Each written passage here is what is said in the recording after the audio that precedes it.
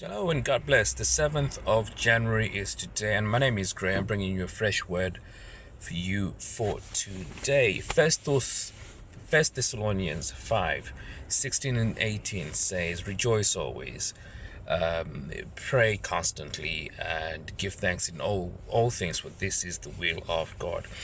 I want to talk about the never stop praying. Some version says pray unceasingly. What does it mean? And why is it important that God thinks that we should be praying constantly?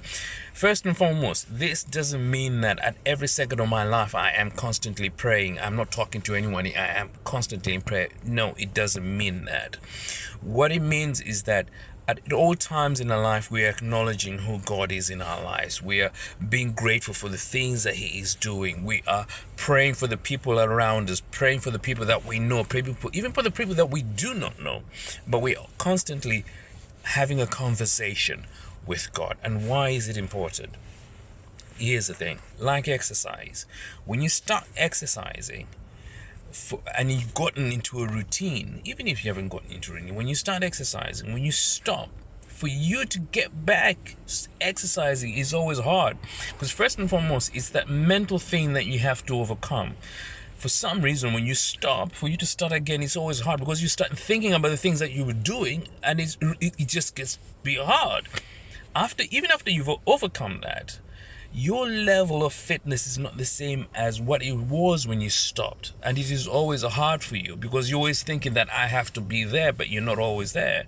And that's the same thing with prayer as well. See, when you stop praying, say for instance, let's build a scenario. You were praying because something happened in your life and God has come through for you, and you stop praying. The instant you stop praying, you're opening yourself to the attacks of the enemies, and they come in all sorts of forms. Eventually you will find yourself probably in that same opposition where you were, where things have gone wrong. And because you're back in there, you will always find it hard to start praying just like that, because the first thing is the mental thing. You're thinking, I'm here because I stopped praying. I'm here because God is punishing me for stop praying. That's how you feel. Even if you overcome that, there's always the thing about not being at the same level you were when you were praying before. And because of that, it feels like God is not hearing you, God is not going to answer you, and you start to get discouraged and you start pulling back instead of pushing forward. Eventually you drop off. When you drop off, you're just giving yourself to the enemy to take advantage of you. And that is why it says that we should pray at all times, pray unceasingly. And there are some verses as well, it talks about praying in the Spirit at all times. Like I said, it's very simple. You have so many things to be grateful for.